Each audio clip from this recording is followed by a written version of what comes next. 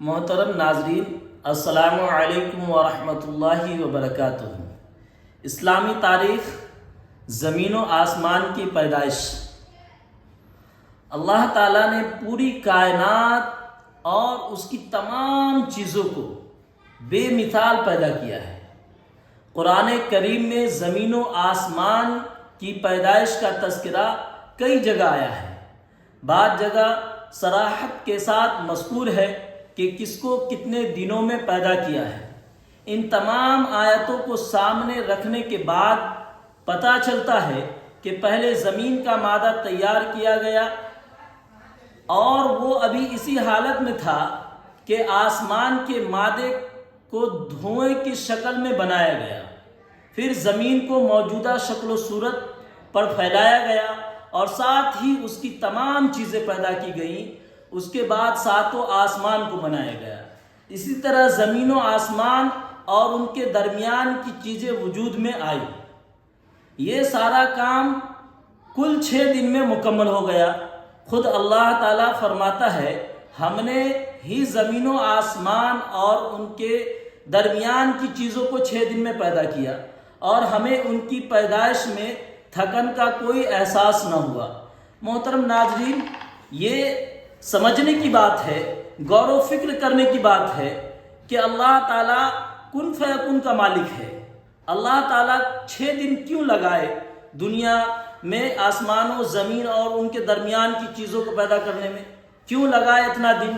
اللہ تعالیٰ کو دنیا کو پیدا کرنے میں، زمین و آسمان کو پیدا کرنے میں یا کسی چیز کو بنانے میں سیکنڈوں کا وقت بھی کافی ہے، پل بھر کا وقت کافی ہے، لیکن یہ 6 دن کیوں لگایا اللہ تعالیٰ؟ تو اس سے یہ پتہ چلتا ہے کہ اللہ تعالیٰ پوری دنیا میں لوگوں کو یہ ایک میسج دینا چاہتے ہیں، یہ ایک پیغام دینا چاہتے ہیں کہ کسی بھی کام کو جلدی بازی کے ساتھ نہیں کرنا چاہیے، کسی بھی کام میں جلدی بازی نہیں کرنا چاہیے، ہر کام کو سمجھ کر اطمینان سے سکون کے ساتھ کرنا چاہیے۔ سکون سے کیا ہوا کام ہمیشہ کامیاب ہوتا ہے اور جلدی بازی کا کام ہمیشہ نقصان دہ ہوتا ہے۔ اسی لیے اللہ تعالیٰ یہ سکون سے اور یہ سسٹمیٹک کام کرنا 6 دن میں کام کر کے اللہ تعالیٰ نے اس لیے بھی بنایا کہ یہ خدا کا سنت الہی ہے۔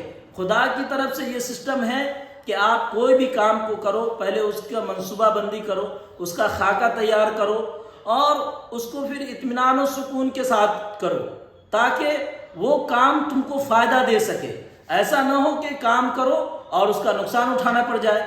تو اسی لیے سکون کے ساتھ ہم دیکھتے ہیں کہ ہمیشہ ہم سب کو سارے کام میں تو جلدی بازی نہیں ہوتی، لیکن عبادت میں ضرور جلدی بازی ہوتی ہے۔ ہم نوٹس کریں گے، غور کریں گے تو ہم اکثر یہ دیکھتے ہیں کہ مسجد میں جب لوگ نماز پڑھنے جاتے ہیں، خدا کی عبادت کرنے جاتے ہیں، اللہ کا وہ سب سے بہترین عبادت اور سب سے اعلیٰ درجے کا عبادت جو نماز ہے، جس میں ہر طرح سے سکون ضروری ہے، ہم وہاں جاتے ہیں تو اگر امام صاحب کو خطبہ دینے میں 5 منٹ اگر لیٹ ہو گیا تو ہم طوفان مچا دیتے ہیں۔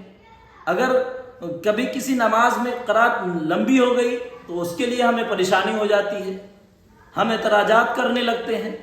ارے بھیا، آپ باہر میں منٹوں نہیں گھنٹوں برباد کر دیتے ہو دوسری بیکار کاموں میں، کبھی موبائل میں، کبھی دوست یار کے ساتھ۔ آپ کو اس بات کا اندازہ ہے کہ آپ کتنے قیمتی وقت کو بیکار یوں ہی برباد کر رہے ہیں؟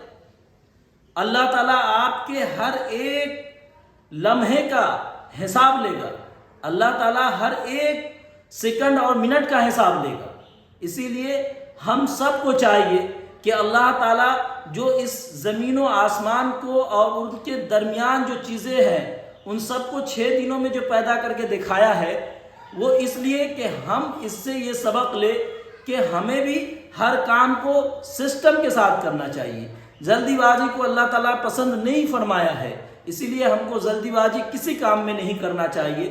ہم دعا کرتے ہیں کہ ہم کو اور سب کو اور پوری امت مسلمہ کو کسی بھی کام کو صحیح سے سمجھ کر بوجھ کر کرنے کی توفیق عطا فرمائے۔